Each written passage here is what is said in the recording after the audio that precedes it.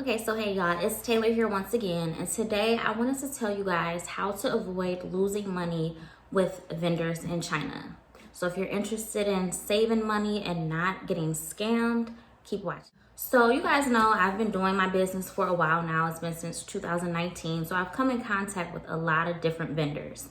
And I've tried vendors in China, I've tried vendors in California. Thing with me is I like China because I don't have to order so many pieces like you do in California. So I've tried out multiple different vendors, and this past, when was it? November. Last November, I wanted to branch out and get a new product for PrimAccents. You guys know I'm always doing a new product. So I'm like, I want to make custom purses. And I came up with a whole little idea of how I wanted them to look, and I got pictures and kind of mocked up how I wanted it to look. And so then I started my research. You guys know I go to Alibaba, look for the top rated vendors, make sure they're an actual factory and not a trading company, you know, doing all my due diligence. So I found a company, he had a bunch of good reviews, and I'm like, okay, let me give him a try. And I sent him over my idea. I asked him would he be able to do it, and he assured me, yes, I can do it. And I told him I wanted to get samples made before I purchased a whole bunch of purses, because a lot of the vendors I was coming in contact with, they wanted you to order like at least 50 purses to start. And I'm like, I don't want to order 50 purses before getting a sample and I'm out of thousands of dollars. So I'm like, okay, this guy, I can order one sample with him, and you know, it seemed legit. And like I said, I sent him my pictures. I sent him the mock-up of what I wanted. I sent him the logos that we wanted, the color hardware, everything. It was no reason why things should have went wrong like they did. So I'm asking him, well, how long is it gonna take to turn around for a sample? And he was like, give me about 3 weeks to get it done. And you know, with me, I'm so impulsive. I want things to be quick, but I'm like, okay, I know this is a custom piece. And he kind of had a purse that I wanted. It was the vision that I wanted already made. But it was just pretty much adding my logo, changing up the hardware. It wasn't like this is a brand new purse from scratch. So I'm like, okay, I'll wait the 3 weeks, whatever. And 3 weeks go by. There's really no communication. I'm the one asking him, okay, how's the progress? And have you found the material yet? Because he was like, well, first I have to find the material because I wanted a certain color. I guess he didn't have that color in stock. So I'm like, okay, fine, whatever. So he's like, I gotta find the material, then we'll make the sample, then we'll get the sample pictures to you to see if it's a go or not, and I'll send you your sample. 3 weeks went by. There is no information about the fabric. So I'm asking him, okay, did you find the fabric? He's like, oh, just give me a few more days. I'm still trying to find it. Red flag. And mind you, I paid for the sample. So the key to making sure you don't lose out on money is make sure you pay these vendors through PayPal. Do not pay them with your debit card, credit card, wire from your bank. Pay them through PayPal. When you're getting, not even if you're just getting something custom made, if you can pay through PayPal for any of your products coming from China, please pay with PayPal. Because a lot of the times, PayPal, you'll get your money back if something goes wrong, most of the time. And make sure you keep all of the conversations between you and the vendors. Do not delete anything, keep everything. So, you know, I paid through PayPal, thank goodness, and I kept all of my receipts. Every message we sent through WhatsApp, through Alibaba, I had everything. So I'm like, okay, this is a red flag. You don't have the fabric, even though you have a purse similar to what I'm asking for, but you can't find the fabric. So then another week or so goes by, even though he said give him a few days. And I'm like, okay, I think I want to cancel this order because it's taking a while to get the fabric. And as soon as I say that, he sends me a picture of some random piece of fabric.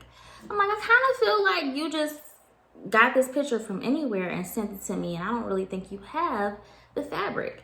Because if you did, I want to see you touching it. I want to see a video of it.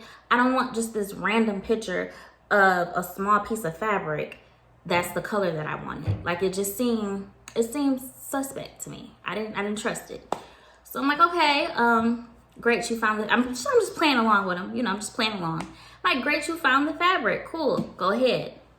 Let's start the sample. I'm thinking that maybe he'll magically come up with this sample, but another week goes by, nothing. And so then I'm like, okay, Taylor, just forget these purses. Your socks are doing great. Just focus on the socks. For the purses probably aren't your lane. So just stick with your lane. And I was like, okay, I'm just gonna cancel this order with him. And when I'm saying I want to cancel the order, he's like, well, I already started production. We can't cancel, blah, blah, blah. I'm like, sir, where are the pictures of the production? Show me some pictures of your progress. Show me what you've started, and we can go from there. Silent. He didn't send me anything. So I'm like, you know what? I'm not going to go back and forth with you. I already asked you to cancel this order twice, and you didn't. So let me go to PayPal and let them know what's going on. So we head on over to PayPal. I put in a case to dispute this order. And, you know, I don't like to dispute things. I like to handle things with the person I'm working with, because if one of my customers was mad at me about an order, I would rather you come to me and we work it out instead of disputing it on PayPal. But when you continue to tell me no and beat around the bush and not give me my money, then we're done. There's nothing else to talk about. So I went to PayPal. I gave them all of my information. I gave them all of the emails, the back and forths, the pictures that I sent them. I gave them everything every conversation we had, PayPal had it. So he didn't even really try to go back and forth with me because he knew he was in the wrong.